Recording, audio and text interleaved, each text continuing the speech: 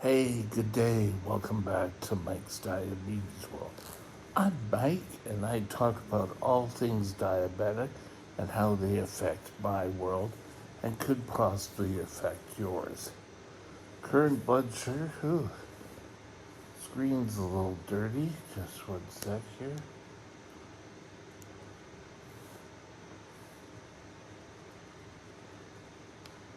There. Current blood sugar, we're sitting at 10.7 and we're going down. Current blood sugar is at 4.25. Take a look at the graph.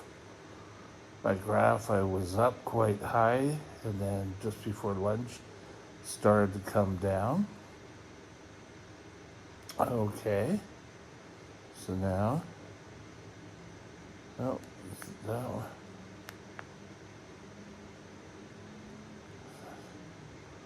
Okay, just one sec here.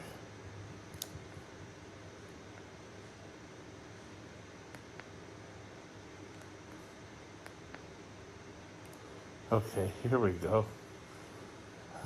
It's been a while since I've done this part. 72% time in range was okay, but you see here, constantly just high. Okay, I'm gonna read this way. Above 28%. So we gotta work on that a bit. In range 72, below. Now this is rating below 3.9. We're sitting at 0%. Smart Guard, we were in Smart Guard. That means it's watching my highs and my lows for 100% of the time. So all in all, pretty good. Today, we're going to discuss, do I test? Another dark question. Do I test? Stay tuned, we'll be right back.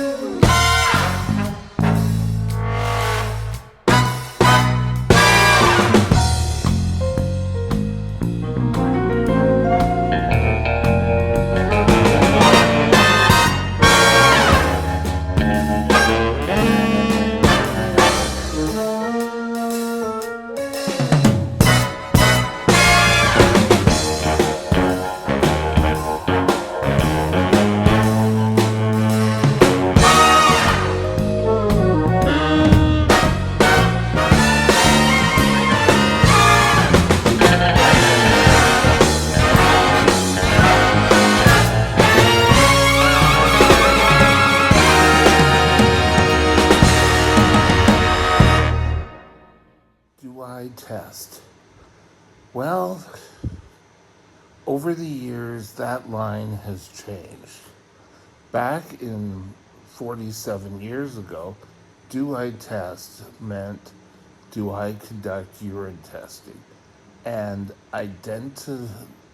originally, yes, we had to do our urine test. And I had a nurse who, Mrs. Peacock, I don't know what she was doing on a children's ward, but you could have any sort of fun with her whatsoever. But she was the one that taught me urine testing. And when I first got it, you just had to go urinate, and then you had to do, what was it, 5 drops of water to 10 drops of urine, then put a tablet in, and then you had to watch against different color grades will give you what percentage of sugar was in your urine.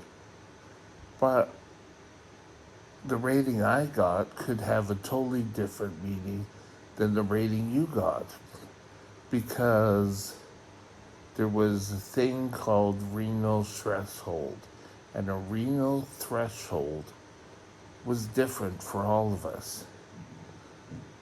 The only thing I really remember taking away from that was ketone testing. And you would take a little eyedropper, put a drop of urine on a little tablet. If it turned purple, you had ketones and you had to get on the phone and you had to phone your doctor. When I got testing, when I was first diagnosed for the first year, I tried. I made it 3/4 of the way through the remaining of the school year. So from November to probably March, I tried to do testing. It didn't work whatsoever because just trying to do that in a boy's bathroom. Oh, but you didn't. Well, you better do a test now when I got home. And then they started this whole thing.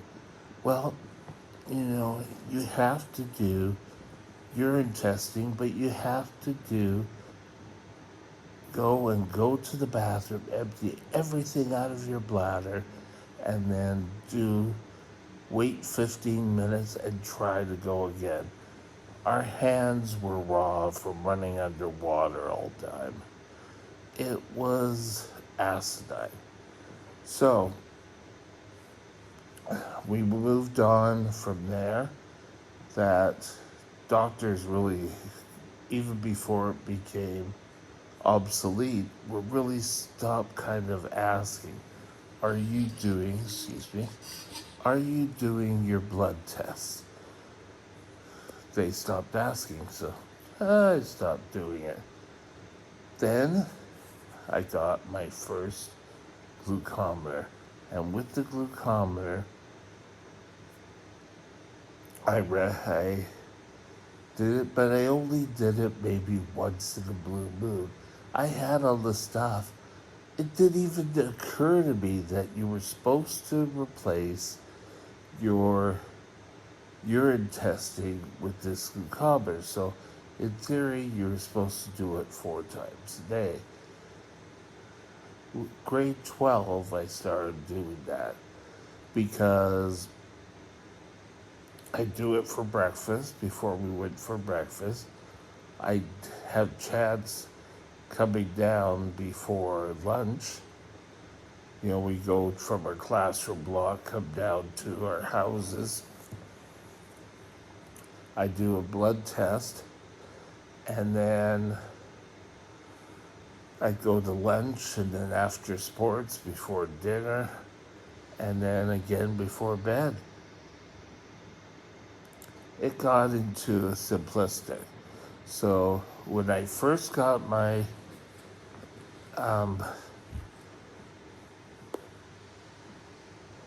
glucometer, I would say no. I don't test. I didn't test at all. And then by the end of my grade 12 year, I was testing quite a bit. And when I went off to college, I didn't have a nurse watching me. I didn't have any money to go get supplies, so I didn't have supplies.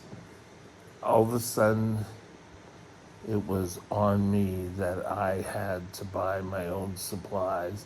I barely had money for insulin. To tell you the truth, it was a mess. So I stopped testing. It was obsolete.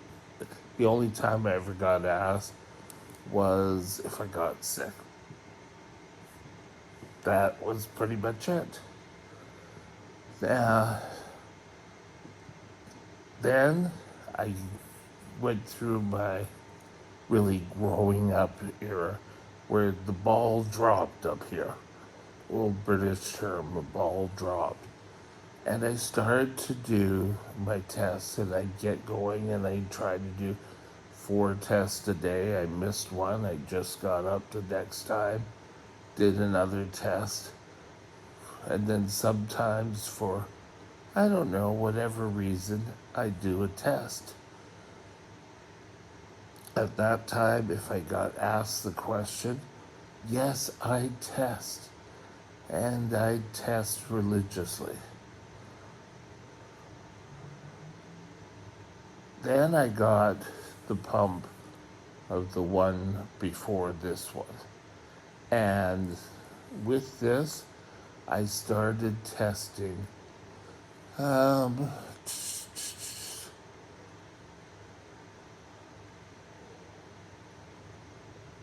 sorry, 4 times a day. We're back to the fours. Breakfast, lunch, dinner, before bed. And then there were times you'd have to get up. Oh, are you going low at night? You better take your blood sugar reading, even though your pump and your sensor was reading. It was it was stupid. I was testing, but it's still in the back of my mind. I would say, this is kind of stupid. They want us testing, and it's all, well, you can always catch up on your sleep later, or you'll have a lot of time to sleep. And now I'm in a long-term care facility, and that's roughly where we are. We're staying at the old paper charting, and oh yes, we've got to record that, and it's all got to be down. Oh, I've got to ask you, I've got to wake you up and ask you what your blood sugar is. And diabetes is so much further. Nowadays, I showed you this at the beginning, it shows my blood sugar, and it kind of says, oh, that's what your blood sugar is at right now. I don't have to test. I just have to press a button and it's there. It is so much easier, but here, now they want me to tell them at 4 times a day, just because they have to have proof that they're doing their job. Now, please don't take this the wrong way. I'm not complaining about them in any way, but they're really not doing the job because they're not doing anything about diabetes control.